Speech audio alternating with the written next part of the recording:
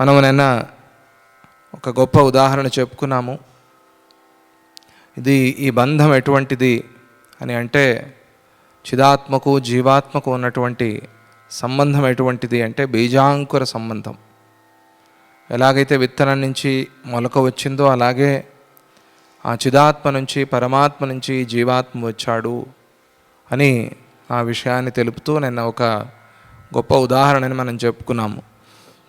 ఏమిటది ఉదాహరణ అంటే, నీరు, నురగ, తాడు, ఈ మూడింటిని గుర్తుంచుకొని నీరు చిదాత్మ, నురగ జీవాత్మ, ఆ కర్మలు అంటే ఆ తాడే కర్మలుగా ఉంది అని. ఈ కర్మలు ఎవరిని బంధిస్తున్నాయి అంటే జీవాత్మనే బంధిస్తున్నాయి. పరమాత్మకి ఎటువంటి బంధనము లేదు, చిదాత్మకి ఎటువంటి బంధనము లేదు అనే విషయాన్ని నేను చెప్పుకున్నాం. ఆ సముద్రంలోని తాడు ఎలాగైతే ఆ కర్మలు జీవాత్మని బంధిస్తాయో అటువంటి ఉదాహరణని చెప్పారు. ఎంత అద్భుతమైన ఉదాహరణ అది చెప్పిన తరువాత ఇప్పుడు ఇంకా కొన్ని విషయాల్ని ఆ ఘట్టంలో బీజాంకుర యోగ నిరూపణం అనే ఘట్టంలో చెప్తున్నారు. సంకల్ప కలనా బీజం తదాత్మైవ హి జీవకః కర్మ పశ్చాత్ తనోత్యుచ్చై ఉత్థాయ కర్మతః క్రమాత్. మనుష్యులు మొట్టమొదట సంకల్పరహితులై ఉండి, అంటే జీవులు సంకల్పరహితులై ఉండి తరువాత ఘటపటాదుల్ని మనస్సులో సంకల్పం చేస్తారు, వస్తువుల్ని మనస్సులో సంకల్పం చేస్తారు. ఈ సంకల్పం తరువాత ఆ సంకల్పించిన ఆ నిర్మాణ విధానంగా ఎలాగైతే వారి సంకల్పం కలిగిందో ఆ విధంగా జీవుడు కూడా మొట్టమొదట నిష్క్రియుడై ఉండి తరువాత సంకల్పం చేసి కర్మలను చేస్తూ ఉన్నాడు. మనం అలాగే ఏదైనా ఒక పని చేయాలి అని అనుకుంటే ముందు సంకల్పిస్తాం, అది మన మనస్సులో వస్తుంది, ఈ ఫలానాది చేయాలి నేను అని. అంటే అది మనస్సులో పుట్టింది అని. ఇచ్ఛాశక్తి, జ్ఞానశక్తి, క్రియాశక్తి అంటారు కదా, వీటిలో సంకల్పస్థితి, ఆ సంకల్పస్థితి అంటే ఈ వస్తువు ఒకటి ఇట్లా తయారు కావాలి, తరువాత ఇది ఎలా తయారవుతుంది అనే ప్రశ్న, వేటితో ఇది తయారవుతుంది అనే ప్రశ్న, అది వచ్చిన తరువాత కర్మ చేయటం. ఈ మూడు కూడా వరుసలు. అంటే ముందు మనస్సులో సంకల్పం చేసి తర్వాత బుద్ధికి పనిపెట్టి తర్వాత ఇంద్రియాలకు పనిపెట్టి ఆ ఇంద్రియాల ద్వారా కర్మ చేసి, అది జ్ఞానేంద్రియమా కర్మేంద్రియమా ఏ ఇంద్రియమైనా అవ్వచ్చు, దాంతో కర్మ చేసి ఆ వస్తువుని తయారు చేస్తాం. ఇది వరుస. ఇది మనం చూస్తున్నాం ప్రపంచంలో. అలాగే అక్కడ ఆ జీవులు కూడా ప్రారంభంలో సంకల్పరహితులుగా ఉన్నారు. తర్వాత వారిలో ఒక సంకల్పం కలిగింది. ఈ సంకల్పం కలిగేందుకు ఏమిటి కారణము అని దీనికి రెండు విధాలుగా కూడా చెప్పుకోవచ్చు. పూర్వస్మృతి కారణం, ఎప్పుడో ఏదో చూసి ఉంటాడు అందువల్ల వచ్చింది. మరి మొట్టమొదటిసారి ఒక వస్తువుని కనిపెట్టినవాడు, అప్పటి వరకు ఆ వస్తువే లేదు, వాడికే ఆ పేటెంట్ వెళ్తుంది, వాడి సంగతి ఏమిటి అంటే కొన్నిసార్లు అలా సొంతంగా కొత్తగా కూడా ఆలోచనలు వస్తాయి. ఎప్పుడో చూసింది పూర్వస్మృతి బట్టే రావాలి అని నియమం ఎక్కడా లేదు. కొత్త ఆలోచనలు కూడా కొంతమందికి వస్తాయి. ఈ కొత్త ఆలోచనలు ఎందుకు వస్తున్నాయి అంటే దానికి ఏమి కారణం, సంస్కారాన్ని బట్టి వస్తాయి, లేదా సంస్కారం లేకుండా కూడా వస్తాయి అని ఇదివరకు చాలాసార్లు మనం చెప్పుకున్నాం దాన్ని. మొత్తానికి ఆ సంకల్పం లేని స్థితి, ఆ స్థితి నుంచి సంకల్ప స్థితికి వచ్చి తరువాత ఆ వస్తువుని తయారు చేసే కర్మని చేస్తున్నారు జీవులందరూ కూడా. ఇదే సృష్టిలో కూడా జరుగుతోంది. సంకల్పం లేని స్థితి పరమాత్మ, అది ఎప్పుడూ అలాగే ఉంటుంది. తరువాత జీవాత్మ సంకల్పం చేస్తాడు, సంకల్పం చేసి దానికి కావలసిన కర్మని చేస్తాడు, దాన్ని బట్టి ఈ ప్రపంచమంతా తయారవుతుంది అని. క్రోడీకృతాంకురం పూర్వం జీవోధత్తే స్వజీవితం పశ్చాన్నానాత్వమాయాతి పత్రాంకుర ఫలక్రమై. బీజంలో అంకురము సూక్ష్మభావంలో మొలకెత్తి అది అలాగే పెరిగి ఆకులు, కాండము, శాఖలు, ఫలాలు, చిగురుటాకులు, పువ్వుల రూపాల్లో మారినట్టుగా అది అలా ఆ విత్తనం అలా పెరిగి మొలకయ్యి మానయ్యి అలా పెరిగినట్టుగా హిరణ్య గర్భుడిలో సంకల్ప రూపంతో ఉండిన జీవులు ఇలా నానా రూపంతో ప్రకాశిస్తూ ఉన్నారు. ఆ హిరణ్య గర్భుడు అంటే మనందరి సమష్టి మనస్సు, మనందరి మనస్సులు, మనందరి చిత్తాలు కలిపిన ఒక స్థితి, మనందరి సంకల్పాలు కలిపిన ఒక స్థితి. దాన్నే హిరణ్యగర్భ చతుర్ముఖ బ్రహ్మ అంటారు. ఆయన విత్తనమయ్యాడు, ఆయనలో మొలక వచ్చింది, ఆయనలో నుంచి మొలక రావటంతో ఆ మొలక పెద్ద మానైంది, ఈ సృష్టిగా మారింది. అందువల్ల మొలక, చెట్టు, ఈ శాఖలు, ఈ ఫలాలు, ఈ పత్రాలు, ఈ స్థానంలో మనం అందరము ఉంటే, బీజస్థానంలో చతుర్ముఖ బ్రహ్మ ఉంటే, ఆ బీజానికి కూడా కారణమైనది పరమాత్మ అని ఆ బీజాంకుర యోగ నిరూపణం. ఇప్పుడు ఇంకా లోతుగా వెళ్ళారు. మనం ఇప్పటివరకు ఆ బీజమే పరమాత్మ అనుకున్నాము. బీజం కాదు, బీజం కన్నా పై స్థాయి, ఆ పై స్థాయి పరమాత్మ అని చెప్పదలుచుకున్నారు, అది చెప్తున్నారు. జీవులు కూడా అలా హిరణ్యగర్భుడి సంకల్పం నుంచి నానా రూపాలుగా వస్తున్నారు, ప్రకాశిస్తున్నారు. ఆ బీజం ఒకటే అయినా కూడా అది పెరిగి చెట్టు అయ్యి ఆ ఫలంలో వచ్చిన బీజాలు మళ్ళీ అక్కడక్కడా పడి ఎన్నెన్నో వృక్షాలు అవుతున్నాయి. ఈ వృక్షాలకన్నిటికీ ఏదో ఆ మొదటి బీజము కారణమైనట్టుగా ఈ సృష్టికి, జీవులకి, అందరికీ కూడా ఆ జీవుడు, ఆది జీవుడు అంటే చతుర్ముఖ బ్రహ్మ, ఆయన కారణమవుతున్నాడు. ఆయన్నే సృష్టికర్త అని పిలుస్తున్నారు అంతే. ఇలా ఆయన కారణమయ్యాడు కాబట్టి, ప్రథమ బీజం ఆది జీవుడు అయ్యాడు కాబట్టి ఆయన్ని సృష్టికర్త అని పిలుస్తున్నారు. మొలకలతో సహా పుష్పాలు, ఫలాల వరకు జరిగిన సృష్టి బీజంలో వాసనా రూపంలో ఉన్నట్టుగా హిరణ్యగర్భుడిలో కూడా వాసనా రూపంగా ఉంటుంది. ఎలా వచ్చింది ఆ బీజం నుంచి మొలక అంటే అందులో వాసనా రూపంలో ఉంది. అలాగే హిరణ్యగర్భుడిలో కూడా వాసనా రూపంగా ఈ జగత్తంతా ఉంటుంది. అది ఎలా లోపలికి వెళ్ళిపోయి ఉంటుంది, మళ్ళీ అట్లా విస్తరిస్తుంది. బలూన్లో కదా గాలి నింపితే అది పెద్దదైనట్టుగా అట్లా ఆ బీజప్రాయంగా ఉన్న చతుర్ముఖ బ్రహ్మలో ఉన్న ఆ సంకల్పాలు ఇట్లా సృష్టి రూపాన్ని ధరిస్తాయి అని చెప్పారు.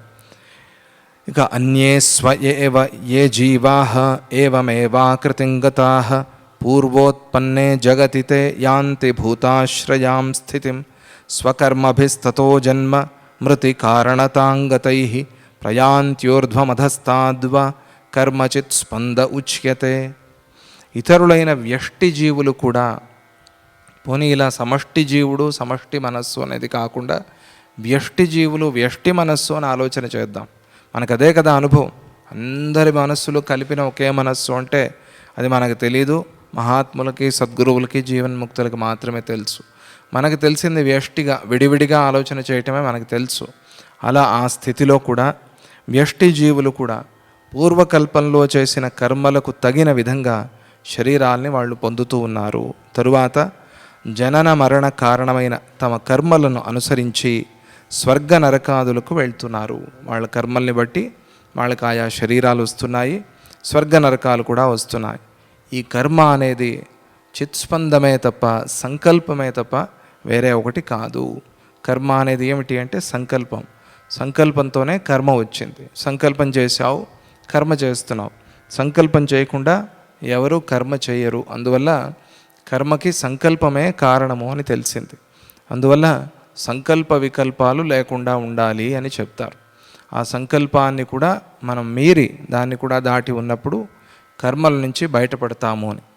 చిత్స్పందనం భవతి కర్మ తదేవ దైవం చిత్తం తదేవ భవతీహ శుభాశుభాది తస్మాజ్జగంతి భువనాని భవంతి పూర్వం భూత్వా నిజాంగ కుసుమాని తరోరివాద్యాత్.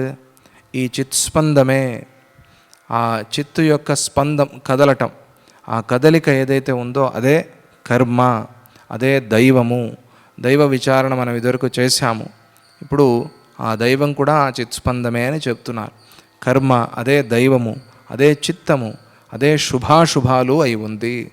అందులో అంటే ఏదో ఒక సంకల్పంతో కదలిక రావటం, ఆ కదలికే కర్మ, ఆ కదలికే దైవం, ఆ కదలికే శుభాశుభాలు, ఆ కదలికే చిత్తం, సమస్తము కూడా ఆ కదలికే అయి ఉంది. అందువల్ల కదలకుండా ఒక 10 నిమిషాలైనా కూర్చోవాలి అని చెప్పటం.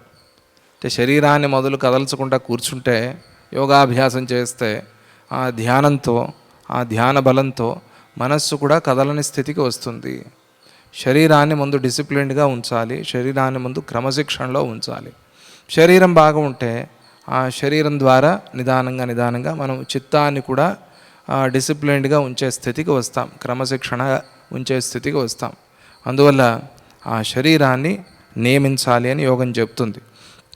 చెట్టు యందు దాని అంగాలైన పువ్వులు మొదలైనవి పూర్వం ఉండి ఒకప్పుడు ఉన్నాయి, మళ్ళీ పుట్టినట్టుగా ఆది కారణమైన ఈ చిత్స్పందము అంటే బ్రహ్మ నుండే జగత్తులు మళ్ళీ మళ్ళీ ఉద్భవిస్తూ ఉన్నాయి. ఈ ఉద్భవం ఉన్నంత వరకు ఈ చక్రం ఇలా ఉన్నట్టే లెక్క. అది ఎవరి నుంచి వచ్చింది, ఎలా వచ్చింది, ఇవన్నీ ప్రశ్నలు, దానికి ఏమీ ప్రయోజనం లేదు. ఈ చక్రం ఆగేంత వరకు ఇది ఇలా జరుగుతూనే ఉంటుంది. పూర్వం ఉన్నట్టుగా పుట్టిందా, కొత్తగా పుట్టిందా అనే ప్రశ్నతో కూడా ప్రయోజనం లేదు. ఈ సృష్టి ఒకప్పుడు ఉన్నది ఇలాగే వచ్చిందా, కొత్తగా వచ్చిందా అనేది తెలుసుకుని మనం చేసేదేమీ లేదు. మొత్తానికి ఈ చక్రం ఆగేంత వరకు కూడా ఈ తాపత్రయాలు ఇలాగే ఉంటాయి. ఈ చక్రాన్ని ఆపే ప్రయత్నమే చేయమని ఆధ్యాత్మికం చెప్తుంది. గురువులు మనకి చెప్తారు. మన జన్మ అంతా కూడా అందుకోసమే. ఈ చక్రం ఆగటమే ముక్తి, ఈ చక్రాన్ని ఆపటమే ముక్తి. దీన్ని బట్టి ఒక బ్రహ్మ ఎవరో ముక్తుడయ్యాడు, తర్వాత ఇంకొక బ్రహ్మ వచ్చాడు అని చెప్పడం కూడా భ్రాంతియే అయి ఉంది అని. ఎందుకంటే ఒక బ్రహ్మగారి నుంచే మొత్తం అంతా సృష్టి వచ్చింది. అంతా ఇది ఒకడే ఆటే, లేదా ఒకడే అనేకంగా ఆడుతున్నాడు అని చెప్పుకుంటే, ఆయన పాత ఆయన పోయి కొత్త ఆయన వచ్చారు అంటే మాత్రం ప్రయోజనం ఏముంది? కొత్తగా చెప్పినట్టు ఏమీ కాలేదు. అందుకనే ఒక బ్రహ్మ ముక్తుడయ్యి ఇంకొక బ్రహ్మ వచ్చాడు అని కూడా చెప్పాల్సిన పని లేదు. ఆయనే ఈయన అని చెప్పవచ్చు. ఈయనకి ఆ ముక్తి వచ్చేంత వరకు ఈ ప్రపంచం అంతా ఇలాగే ఉంటుంది అని, ఈ అజ్ఞానం అంతా ఇలాగే ఉంటుంది అని. ఒకడు పోయి ఇంకొకడు వచ్చాడు అంటే అజ్ఞానం పూర్తిగా పోలేదని అర్థం. ఊరికే అర్థమయ్యేందుకోసం ఇక్కడికి వెళ్తే ఏదో సాధించాము అని, ఏదో ఈ డిగ్రీ కంప్లీట్ చేస్తే ఒకటేదో సాధించాము అని, ఆ సర్టిఫికేట్ వచ్చిందంటే మొత్తం అంతా అయిపోయినట్ట కాదు కదా, ఏదో కొద్దిగా దానిలో తెలుసుకున్నాము అని. ఎంబీబీఎస్ చేసి, ఎండీ చేసి, తర్వాత సూపర్ స్పెషలైజేషన్ చేసి ఇవన్నీ చేస్తే మాత్రం ఇంకా చాలా ఉన్నాయి. ఏదో ఒక సంబంధించినది మాత్రం నువ్వు తెలుసుకున్నావు, అందులో ఒక భాగాన్ని మాత్రమే తెలుసుకున్నావు. పూర్తిగా అయిపోయినట్ట కాదు. పూర్తిగా అయితే అంటే అన్ని విషయాల్లోనూ ఈ శరీరంలో ఉన్న అన్ని అవయవాల గురించి తెలుసుకుంటే మళ్ళీ ఇంకా ఒకటి మిగిలి ఉంటుంది. ఏమిటది? ప్రాణం. ప్రాణాన్ని గురించి ఎట్లా తెలుస్తుంది? ఎంబీబీఎస్లో తెలియదు. ప్రాణం పోనీ ప్రాణం కూడా తెలుసుకున్నాడు. తర్వాత ఇంకోటి వస్తుంది. ఏమిటది? చిత్తం అనేది ఒకటి వస్తుంది. ఈ చిత్తాన్ని గురించి ఎట్లా తెలుసుకుంటారు? అదే కంటికి కనిపించేది కాదు. పోనీ కష్టపడి చిత్తాన్ని కూడా తెలుసుకున్నాడు. ఏదో వాడు సైకాలజీనో ఇంకో ఆలజీనో ఏదో చేశాడు, చేసి దాని గురించి కూడా తెలుసుకున్నాడు. తర్వాత ఇంకోటి మళ్ళీ మిగిలి జీవుడు. ఈ జీవుడు కథ ఎట్లా తెలుస్తుంది? అది కేవలం ఆధ్యాత్మికంలోనే తెలుస్తుంది. దానికి వేరే మార్గం అనేది లేదు. ఆ జీవ ఉత్పత్తి అది ఉన్నంత వరకు, అంటే ఆ అహంభావం ఉన్నంత వరకు ఈ చక్రం ఇట్లా ఉన్నట్టే లెక్క, ఈ చక్రం ఇట్లా తిరుగుతూ ఉన్నట్టే లెక్క. దాన్ని సంపూర్ణంగా పోగొట్టుకోవాలి, అందుకోసం ప్రయత్నం చేయాలి అని చెప్పటమే ఇక్కడ అభిప్రాయం. దాన్ని ముగించి ఆ ఘట్టాన్ని జీవ అంకుర యోగ నిరూపణం, ఇది చాలా మంచి సర్గా అని మనం చెప్పుకున్నాము.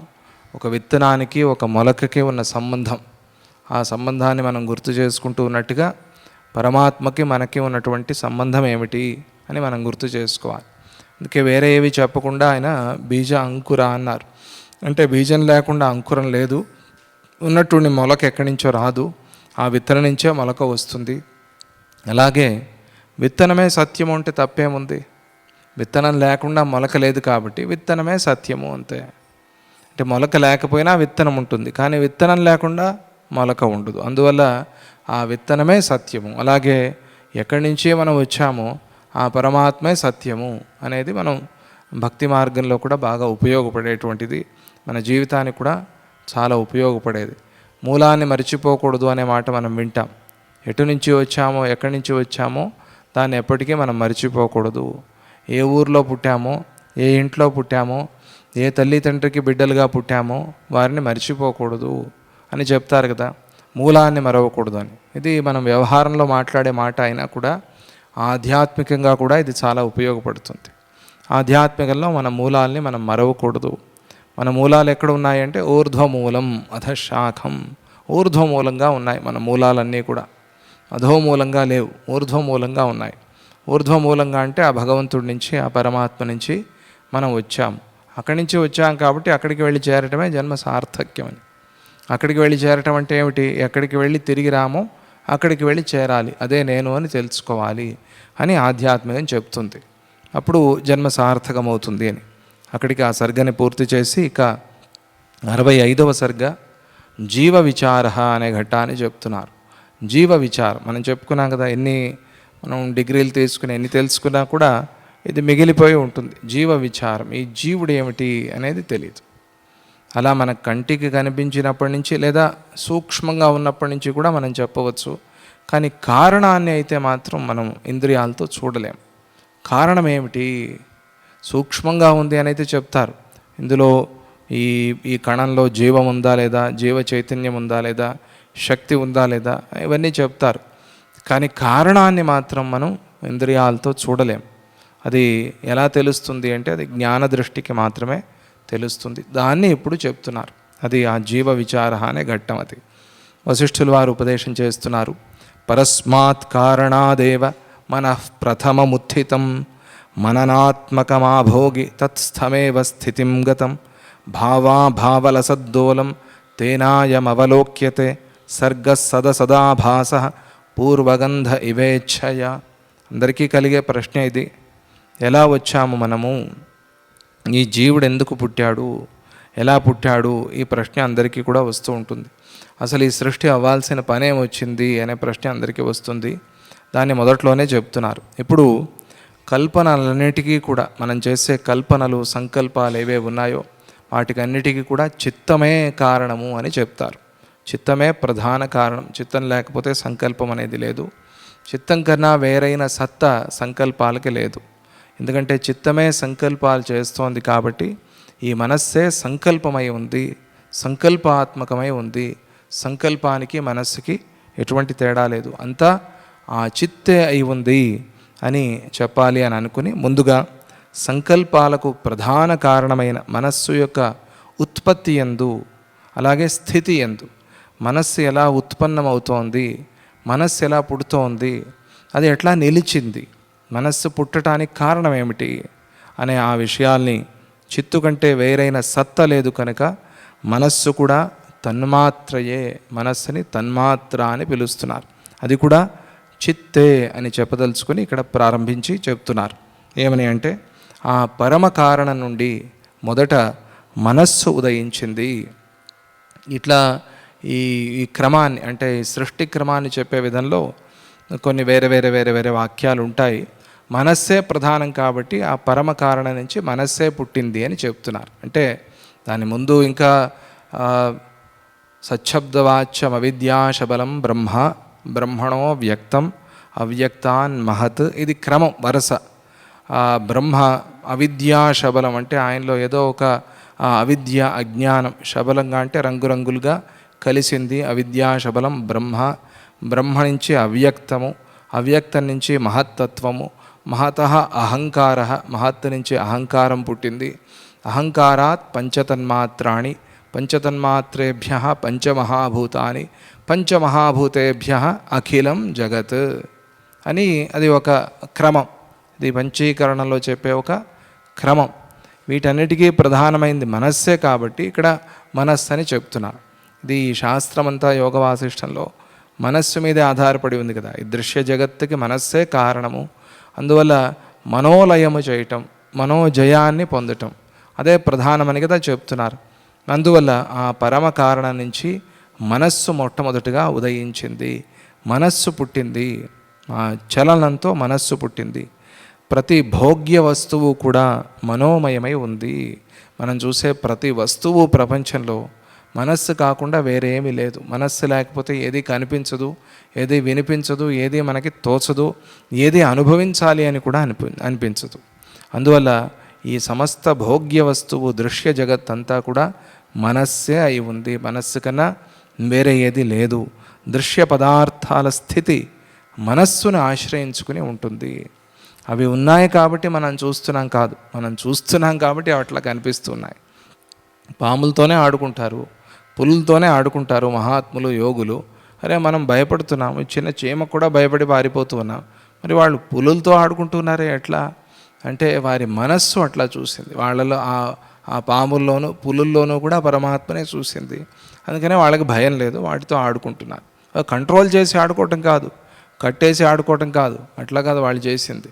సహజంగా ఆ వన్యమృగాలతోనే ఆడుతున్నారు వాళ్ళు. అట్లా ఎన్నో ఎన్నో కథలు మనం విన్నాం కదా. ఎలా సాధ్యమైంది అంటే మనస్సు, ఆ మనస్సు అలా చూస్తోంది కాబట్టి వాటిని ఆ వన్యమృగాల్ని కూడా శాంతంగా మార్చే శక్తి స్థితి వాళ్ళకి వచ్చింది అని కూడా ఇక్కడ మనం గుర్తు చేసుకోవచ్చు. ఆ మనస్సు వల్లే ఇదంతా కూడా జరుగుతోంది. ద్వైతం అనేది మనస్సు వల్లే కలుగుతోంది. ద్వైతం అంటే రెండు. ఆ రెండు ఎప్పుడైతే వచ్చాయో ఈ రెండు అనేది దుఃఖానికి కారణమైంది. ఇది మనం బాగా ఆలోచన చేస్తే అందరికీ అనుభవానికి వచ్చేది. రెండు అనేది వచ్చింది అంటే మనస్సులో దుఃఖం అనేది వచ్చింది అని అర్థం. ఈ రెండిటి వల్లే భయం అనేది వస్తుంది.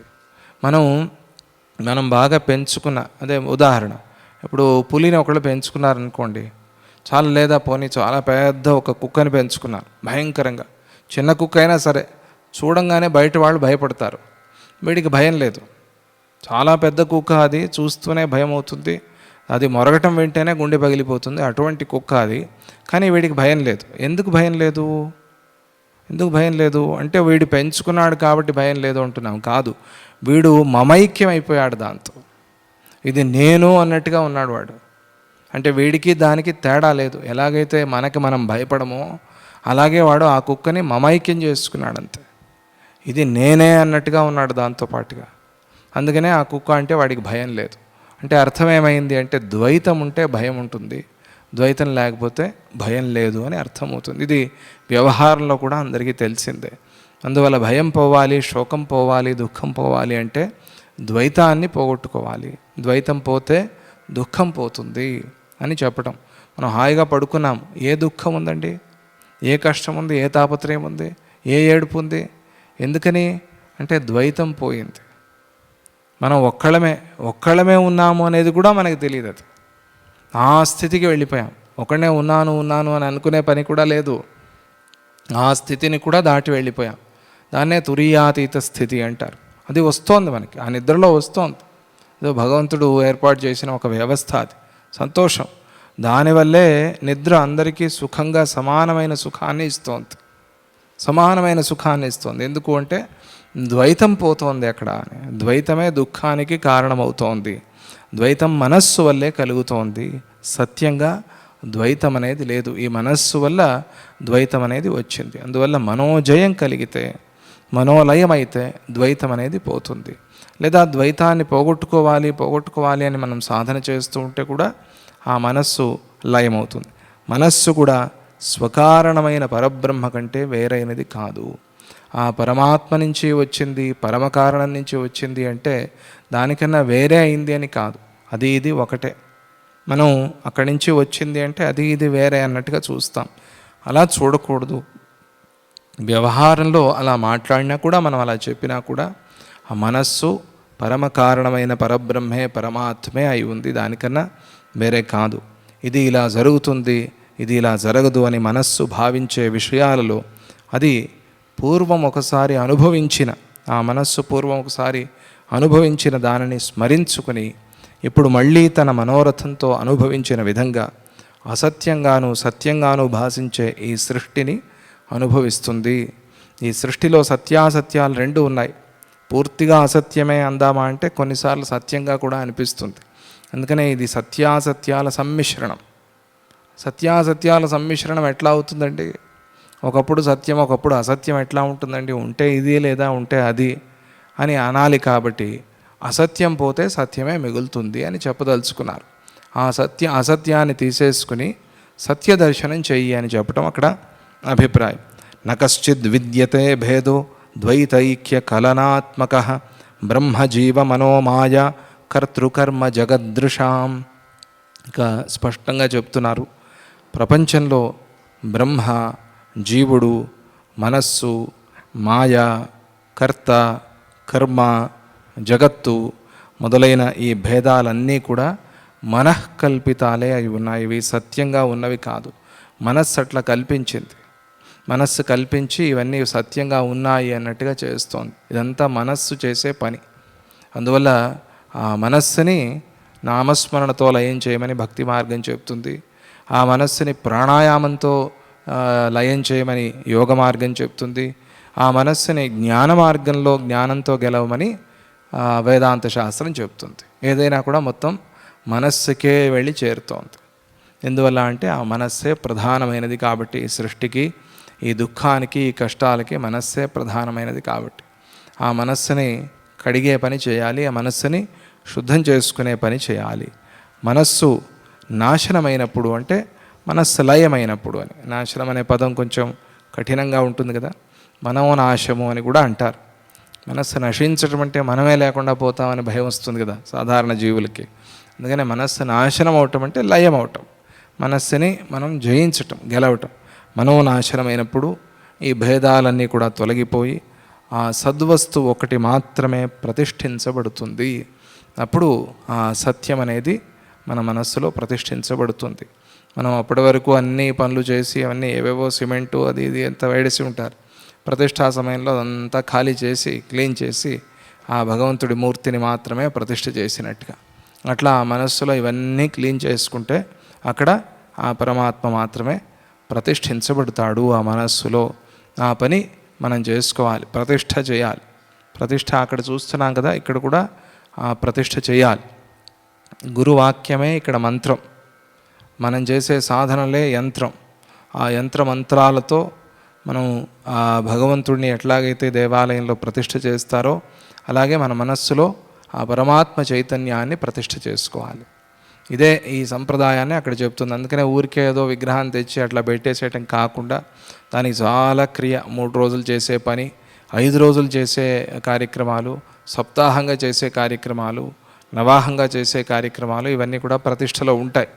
ఊరికే తెచ్చి అట్లా పెట్టి కరెక్ట్ తీసేయచ్చు కదా అంటే అలా కాదు. అది అలాగే మనం కూడా మనస్సులో ఆ పరమాత్మ చైతన్యాన్ని ప్రతిష్ఠ చేసుకోవాలి. దీనికి ఎంతో తతంగం, దీనికి ఎంతో సాధన చేయాలి. సాధన చేసి దాన్ని సాధించుకోవాలి. అందువల్ల భేదం అనేది లేనే లేదు అని తెలుసుకోవాలి. భేద బుద్ధిని పోగొట్టుకోవాలి. అసలు భేదం అనేది లేదు ప్రపంచంలో, ఇది కల్పితమైనది. కానీ కల్పితమైనా కూడా సత్యంగా కనిపిస్తోంది కాబట్టి దాన్ని పోగొట్టుకునే ప్రయత్నం చేయాలి.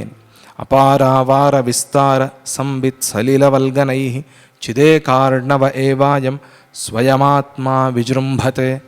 మనస్సు తరంగాలలాగా ఇటు అటు తిరుగుతూ ఉంటుంది. దాని యొక్క పని అది. చంచలంగా ఉండటం అనేది మనస్సు యొక్క పని.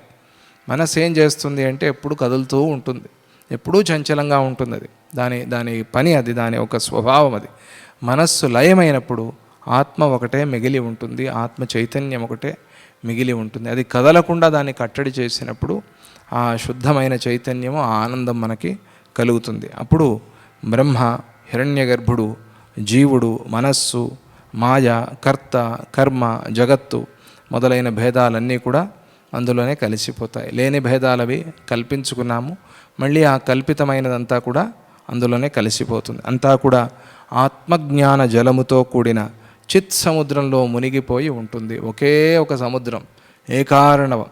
ఆ ఒకే సముద్రంలాగా ఆత్మజ్ఞానం ఒకటే మిగిలి ఉన్నప్పుడు దాంట్లో ఇదంతా కలిసిపోతుంది. అంతా ఒకే సముద్రంలాగా బ్రహ్మజ్ఞానంతో నిండిపోయి ఉంటుంది. ఇంకా అప్పుడు ఈ చంచలాలు, చలనాలు ఇవేవి లేవు, ఈ తాపత్రయాలు, ఈ దుఃఖాలు ఏవీ లేవు. అందువల్ల ప్రతిరోజు కొద్దిసేపు అయినా కూడా సాధన చేయాలి మనం. అది ఎప్పుడో అప్పుడు మనకి లభిస్తుంది. తీవ్రంగా సాధన చేయగలిగి ఉంటే సాధన చేయటం చాలా ఉత్తమం. లేదా సమయం లేదో ఏవో కారణాలు చెప్తాం కదా మనం, అప్పుడు కొద్దిగా అయినా కూడా సాధన చేయాలి. అదే మనకి సద్గురువులు చెప్తూ ఉన్నారు. అసత్యమస్థైర్యవశాత్ సత్యం సంప్రతిభాసతః యథా స్వప్నస్తథా చిత్తం జగత్ సదసదాత్మకం. ఇప్పుడు ఒక ప్రశ్న వచ్చింది. అయ్యా, మీరన్నారు మనస్సు, జగత్తు ఈ రెండు కూడా లయించిపోతే సత్యమైన ఆత్మ ఒకటే మిగులుతుంది అని చెప్పారు. మనస్సు వెళ్ళిపోవాలి, జగత్తు వెళ్ళిపోవాలి. అది మీరు ఎలా చెప్తారు? అది ఎట్లా సాధ్యమవుతుంది? ఇవి రెండూ లయిస్తే ఒక సత్యమే మిగులుతుంది అని ఎలా చెప్పటము అనే ప్రశ్న. అంటే అవి రెండు లయిస్తే దాంతోపాటుగా ఇది కూడా వెళ్ళిపోవాలి కదా. ఇవి రెండు కలిసి ఉన్నప్పుడు అది పోతే ఇది కూడా పోవాలి కదా. మరి ఇది ఒకటే ఎట్లా మిగులుతుంది? ఇది ఒకటే మిగులుతుంది అని మీరు ఎట్లా చెప్తారు అనే ప్రశ్న. దానికి అంటే జగత్తులో సత్యాసత్యాంశాలు రెండూ ఉన్నాయి. ఒక వ్యవహార సత్యం అనేది ఒకటి ఉంది. వ్యవహార సత్యాన్ని బట్టే మనం వ్యవహారం అంతా చేస్తాం, ప్రపంచం అంతా నడుస్తుంది. ఒక వ్యవహార సత్యం.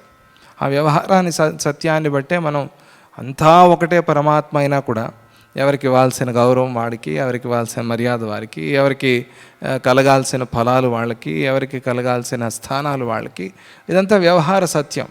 దీన్ని తిరస్కరించేందుకు వీల్లేదు. ఎందుకంటే ఇది సత్యాసత్యాంశాలతో కలిసి ఉంది. వ్యవహారం వరకు అది సత్యం, అలాగే ఉండాలి అంతే.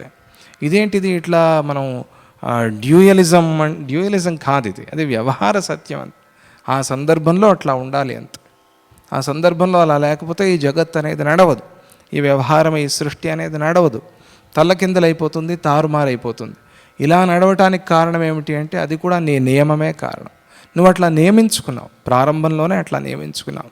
ఇది ఒక వ్యవహార సత్యము, ఇది ఇట్లాగే నడవాలి అని ప్రారంభంలో సృష్టి ఆదిలో ఆ జీవుడివైన నువ్వు అట్లా నియమం చేసుకున్నావు. అందువల్ల అలా జరుగుతుంది. అది జగత్తు కల్పితము, దాని అధిష్టానమైన మిథ్యా జగదధిష్టాన ముక్తిదా ముక్తి రూపిణి మాట విన్నారు కదా. మనం కూడా చాలాసార్లు చెప్పుకున్నాం యోగ వాసిష్టంలోనే. మిథ్యా జగత్తుకు అధిష్టాన అంటే ఈ మిథ్యా జగత్తు లేకపోవచ్చు, కానీ దీనికి అధిష్టానమైన, ఇది ఇట్లా కల్పించబడటానికి ఏదో ఒక కారణం ఉండాలి కదా. ఏదో ఆల్చిప్ప చూసి మనం వెండి అనుకున్నాం, వెండి అనుకోవటానికి కారణం ఏదో ఒకటి ఉండాలి కదా. ఆల్చిప్ప ఉంది కాబట్టి దాన్ని చూసి వెండి అని అనుకున్నాం. ఏదో తాడును చూసి పాము అని అనుకున్నాం. ఊరికే పాము అనుకుంటామా మనం? ఏమీ లేని నేలను చూసి పాము అని అనుకోం కదా. తాడు ఉంది కాబట్టి పాము అనుకున్నాం. ఈ పాముకి అధిష్టానమైన తాడు ఉన్నట్టుగా, ఈ వెండికి అధిష్టానమైన ఆల్చిప్ప ఉన్నట్టుగా, ఈ జగత్తు కల్పితమే అయినా కూడా దీనికి అధిష్టానమైన పరమాత్మ సత్యంగా ఉన్నాడు. అందువల్ల సత్యాసత్యాల సమ్మిశ్రణంగా ఈ ప్రపంచం కనిపిస్తోంది. అసత్యం ఎక్కడ ఉంది? బుద్ధిలో ఉంది. సత్యం సత్యంగా ఉంది. బుద్ధిలో అసత్యాన్ని కల్పించుకుని అదే సత్యము అని అనుకుంటున్నాం. అయితే చేయాల్సింది ఏమిటి? బుద్ధి నుంచి ఆ అసత్యాన్ని పోగొట్టుకోవాలి అంతే. బుద్ధి నుంచి అసత్యం పోయినప్పుడు సత్యము తాను గోచరం అవుతుంది అంతే. వేరే ఏమీ చేయాల్సిన పని లేదు. అందువల్ల చేయాల్సింది ఏమిటి అంటే ఆ అసత్యాన్ని, అజ్ఞానాన్ని పోగొట్టుకోవాలి. దాని అధిష్టానమైన ఆత్మ సత్యమై ఉంది. అందువల్ల అసత్యం పోతే సత్యం మిగులుతుంది. స్వప్నంలో అసత్యాంశం పోయిన తరువాత సత్యాంశమైన ద్రష్ట మిగలటం లేదా అలాగే అని చెప్తారంత. స్వప్నంలో ఆ అసత్యాంశమంతా పోయిన తర్వాత చూచేవాడైతే ఉన్నాడు కదా, చూచేవాడు దానికి అధిష్టానం. మన కళకి మనం అధిష్టానం. మన వల్ల మన కళ మనకు కనిపిస్తోంది. ఆ కళ పోయింది కదా అని మనము పోయామా? పోలేదు కదా, అక్కడే ఉన్నాం. ఇదే ఉదాహరణ అంతే. ఈ ఉదాహరణతోనే అసత్యమైన జగత్తు, ఈ భ్రమ పోతే సత్యమైన పరమాత్మ మిగులుతాడు. అందువల్ల సత్యాసత్యాంశాల్లో అసత్యం పోతే సత్యం ఎట్లా మిగులుతుంది అనే ప్రశ్నకు అసలు తావే లేదు అని శాస్త్రీయంగా చెప్పారు. ఇది మనం అర్థం చేసుకోవాల్సింది. చాలా గొప్ప విషయం ఇది. శాస్త్రంలో మనం ఇంత సులభంగా చెప్పుకున్నాం, కానీ శాస్త్రంలో దీని గురించి చాలా పెద్ద ఫైట్ జరుగుతుంది. ఆ ఫైట్లో ఎవరు గెలుస్తారు అంటే సత్యవాదులే గెలుస్తారు. ఎప్పటికైనా అంతే కదా. ప్రారంభంలో అలా కనిపించారు. ఎన్నెన్నో ప్రశ్నలు వేస్తారు వాళ్ళు. అంటే అసద్వాదులు, అసత్యమే అనేవాళ్ళు, ఒప్పుకునేవాళ్ళు, అసత్యాన్ని ఒప్పుకునేవాళ్ళు. వాళ్ళు ఎన్నెన్నో ప్రశ్నలు వేస్తారు. అన్నిటికీ సమాధానం చెప్పి చివరికి సిద్ధాంతాన్ని చెప్తారు సత్యవాదులు. దాన్నే అక్కడ మనం సూక్ష్మంగా చెప్పుకున్నాం. ఈ జగత్తు చిత్తాలు అనిత్యాలై ఉన్నాయి. అందువల్ల అసత్తులని చెప్పబడుతున్నాయి. దీనికి అసత్ అని పేరు, దీనికి అసత్యము అని పేరు. అజ్ఞానికి సత్యాలలాగా ప్రతిభాసిస్తూ ఉన్నాయి. అజ్ఞానం వల్ల అవి నిజంగా ఉన్నట్టుగా కనిపిస్తున్నాయి. అందువల్ల వీటిని సత్తలని కూడా చెప్పవచ్చు. ఎవరి దృష్టితో? అజ్ఞాని దృష్టితో. అజ్ఞానంగా వాడు చూస్తున్నాడు కాబట్టి వాడి దృష్టిలో, వాడి వ్యవహారంలో ఇది సత్యమే. అజ్ఞానంతో చూస్తున్న వాడికి అది సత్యమైంది కదా. అందువల్ల ఆ సమయంలో దీన్ని సత్యమని కూడా చెప్పవచ్చు. కొంతమంది మొండి పట్టుగా ఉంటారు, ఏం చెప్పినా వినరు. వాళ్ళకి తెలీదు, చెబితే వినరు, గిల్లితే ఏడుస్తారు అని ఒక సామెత ఉంది. అలా వాళ్ళకి తెలీదు, వాళ్ళు మన మాట వినరు, మన మాట నమ్మరు, వాళ్ళు పట్టిన కుందేలకి 3 కాళ్ళు అని వాదిస్తారు. ఇది విచిత్రం. అలా అజ్ఞాని దృష్టితో ఆ సమయంలో సత్యంగా ఉంది కాబట్టి జగత్తుని సత్యాసత్య సమ్మిశ్రణము అని చెప్పాము. అది కారణం. దీంట్లో సత్యాంశం ఒక లేశ మాత్రమైనా లేదు, ఇంతైనా 1% అయినా లేదు. దీన్ని సత్యం అని ఎట్లా అంటారు అంటే అజ్ఞాన దృష్టితో దీన్ని సత్యమని అన్నాము. అజ్ఞాన దృష్టిని ఎవరు లెక్కలోకి తీసుకోరు కదా, జ్ఞాన దృష్టిని అందరూ తీసుకుంటారు కదా. మరి అయితే జ్ఞాన దృష్టితో ఏమిటి అంటే అప్పుడు అసత్యము అని తెలుస్తుంది. అందువల్ల అలా చెప్పవలసి వచ్చింది. కనుక ఈ జగత్తును వ్యావహారిక దృష్టితో చూసినప్పుడు ఇది సదసదాత్మకంగా గ్రహించవచ్చు, తెలుస్తోంది మనకి. పారమార్థిక దృష్టి యందు చిత్తము జగత్తులు కూడా స్వప్నంలాగా అసత్యాలే. అవి రెండూ పోతే చూచే సత్యమైన ఆత్మ మాత్రమే మిగిలి ఉంటుంది. అవి రెండు వెళ్ళిన తర్వాత ఆత్మ మిగిలి ఉండకూడదు అని అయితే చెప్పలేము అని ఆ శాస్త్రీయ వాదాన్నంతా తీసుకొచ్చి మనకు ఆ విషయాన్ని అర్థం చేయించారు. నసన్నాసన్న సంజాత చేతసో జగతో భ్రమ అథధి సమవాయానాం ఇంద్రజాలమివోత్థిత. ఇంకా మంచి ఉదాహరణ చెప్తున్నారు. పిల్లలకి ఉదాహరణలతో అర్థం చేయించడం అది మంచి టీచర్ లక్షణం అని అంటారు కదా. అప్పుడు మనకి బాగా తెలుస్తుంది, గుర్తుంటుంది. అందువల్ల మంచి ఒక దృష్టాంతాన్ని చెప్పి అర్థం చేయిస్తున్నారు. చిత్తము జగత్తుని చూడటం ఒక విధంగా సత్యము, మరొక విధంగా అసత్యము అయి ఉంది. ఈ మనస్సు ఈ జగత్తుని చూడటం అనేది కొన్ని సందర్భాల్లో ఒక రకంగా చూస్తే సత్యము, ఒక రకంగా చూస్తే అసత్యం. జ్ఞాన సంస్కృత చిత్తానికి, సంస్కృతం అనే పదము చాలా అద్భుతమైన పదం. అది జ్ఞానంతో దీన్ని సంస్కారం చేసి ఉంటే ఈ మనస్సుని జగత్తు మిథ్యా భ్రమ అని తెలుస్తుంది. తద్ వ్యతిరిక్త చిత్తానికి అంటే దానికన్నా భిన్నమైన చిత్తానికి, జ్ఞాన సంస్కారము లేని చిత్తానికి ఇది సత్యంగానే కనిపిస్తుంది. మనస్సే వ్యర్థంగా ఈ సంసార స్వప్నాన్ని చూస్తోంది. మనస్సు సంసార స్వప్నాన్ని చూస్తోంది. ఇది ఎట్లా అంటే మనం కళను చూస్తున్నప్పుడు కొన్ని మాత్రమే నిజంగా అనిపించి నవ్వు వస్తుంది, ఏడుపు వస్తుంది, ఏవేవో భావనలు కూడా కలుగుతాయి కళ వచ్చేప్పుడు. కానీ ఇది ఏమిటో ఈ స్వప్నంలో, ఈ జగత్ అనే స్వప్నంలో ప్రతిదీ సత్యమే అన్నట్టుగా కనిపిస్తోంది. కళ అనే ఒక ఉదాహరణ ఉన్నా కూడా ఆ ఉదాహరణ మనం తీసుకోలేక ఈ కళ లాంటి ఈ జగత్తులో ప్రతిదాన్ని సత్యంగానే అనుకుంటూ ఉన్నాం మనం. అందువల్ల మనకి అనర్థం కలుగుతోంది అని చెప్తారు. ఇంద్రజాలాన్ని చూసి చాలామంది మందబుద్ధులు, ఇంద్రజాలం అంటే ఏమిటి, మ్యాజిక్ షో అని. ఈ మ్యాజిక్ షో చూసి ఇంద్రజాలికుడు అంటారే, ఇంద్రజాల మహేంద్రజాల విద్యలు తెలిసినవాడు అని, లేని దాన్ని ఉన్నట్టుగా చూపిస్తాడు. వాడు వచ్చి మనల్ని డబ్బులు అడుగుతాడు, మనం డబ్బులు ఇవ్వం. ఏ పని చేసుకుని బతకచ్చు కదా, ఏమిట్రా ఇది అడుక్కోవటం అని తిడతాం. తిడితే వాడేం చేస్తాడు, ఇలా ఒక దుప్పటి కదులుస్తాడు. ఆ దుప్పటి నుంచి తేళ్ళు పాములు అన్నీ పడతాయి. ఇప్పుడు ఈ కాలంలో లేదు, పూర్వకాలంలో ఉండేది. మన మట్టి వరకు ఉండేది, ఇప్పుడు వీళ్ళు ఎవరు లేరు. భయపడి వీళ్ళు, అమ్మో ఈ తేళ్ళు పాములను నీతోనే పట్టుకురా, మాకు భయం అవుతుంది, అప్పుడు డబ్బులు ఇస్తారు. వాడు వదిలేసిపోయినా కూడా ఏమి ఉండేవి కావవి. ఎక్కడి నుంచో వచ్చాయి బెడ్షీట్లు, వాడేమైనా పెట్టుకుని ఉన్నాడా, లేదు వాడు నిజంగా వదలలేదు. డబ్బులు ఇవ్వగానే మాయమైపోతాయి. ఇటువంటి విద్యలు చేసేవాళ్ళు ఉన్నారు. ఇదేం సత్యమా ఇది? సరే మనం డబ్బులు ఇవ్వలేదనుకోండి, ఇంకా కొంతమంది ఉన్నారు, నా దగ్గర డబ్బులు లేవనుకున్నావా అని ఇట్లా దుప్పటికి తెలుస్తాడు. దాంట్లో నుంచి వేల డబ్బులు పడతాయి. వాడి దగ్గర వేలాది డబ్బులు ఉంటే మనల్ని ఎందుకండి ముష్టి ఎత్తుకోవటం? వాడు నీ దగ్గర ఉన్నాయి కదరా 1000 రూపాయలు, నువ్వే పట్టుకుపోవాలి, నాకు 2 నోట్లు ఇవ్వు అని మనం అడగచ్చు. కానీ వాడు ఇచ్చేవి కావు, ఇస్తే మనకి పనికి వచ్చేవి కావు. విచిత్రం. కానీ దీన్ని కొంతమంది చూసి ఇది సత్యమే అని భ్రమలో పడుతున్నారా లేదా?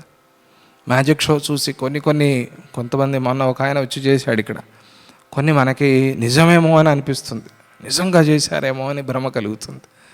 ఎట్లా నిజం అది? అక్కడ మాయమై ఇక్కడ వెనకాల వచ్చి ప్రత్యక్షమవుతాడు. మీరు ఈ శక్తులన్నీ ఉంటే ఈ షోలు చేసుకోవాల్సిన పని లేదు కదండి. ఇంత గొప్ప శక్తి ఉంటే ఈ మ్యాజిక్ షోలు ఎందుకండి?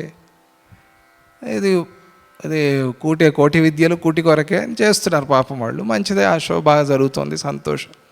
కానీ ఆ మ్యాజిక్ని మ్యాజిక్ లాగా అంతవరకే తీసుకున్నప్పుడు మందబుద్ధులు అంటే పిల్లవాళ్ళు, ఆ పిల్లలు ఇది నిజమని అనుకుంటారు, ఇది సత్యంగా జరుగుతోంది అని అనుకుంటారు. కొంచెం బుద్ధి ఉన్నవాళ్ళు, కొంచెం పెద్ద అయిన వాళ్ళు ఏమనుకుంటారు, ఇదంతా మ్యాజిక్ రా ఇది. మనము చిన్నప్పుడు అట్లాగే అనుకున్నాము, ఇప్పుడు ఇది మ్యాజిక్ అని మనకు తెలిసింది. అలాగే ఆ మందబుద్ధులు దాన్ని సత్యమని తలచిన విధంగా అజ్ఞానులు జగత్తుని సత్యమని తెలుస్తూ ఉన్నారు. ఇదంతా ఇంద్రజాలం, ఇదంతా ఒక మ్యాజిక్ షో లాంటిది, దీన్ని సత్యమని భ్రమిస్తూ ఉన్నారు. ఏమిటి కారణం అంటే, అందువల్ల ఈ జగత్తు లేకపోయినప్పటికీ ఇది బాధయోగ్యము. లేని దాన్ని ఎట్లా బాధిస్తారండి? అక్కడంతా ఏమీ గలీజు లేదు, క్లీన్ చేసిరా అని అంటే ఏమిటి అర్థమే? ఏమీ లేనప్పుడు ఏం క్లీన్ చేయటం అనే ప్రశ్న వస్తుంది కదా. ఈ జగత్తంతా అసత్యమైనప్పుడు ఈ జగత్ భ్రమని పోగొట్టుకొని చెప్పాల్సిన పనేముంది? లేని దాన్ని ఎవరైనా పోగొట్టుకోవడానికి ప్రయత్నం చేస్తారా అండి?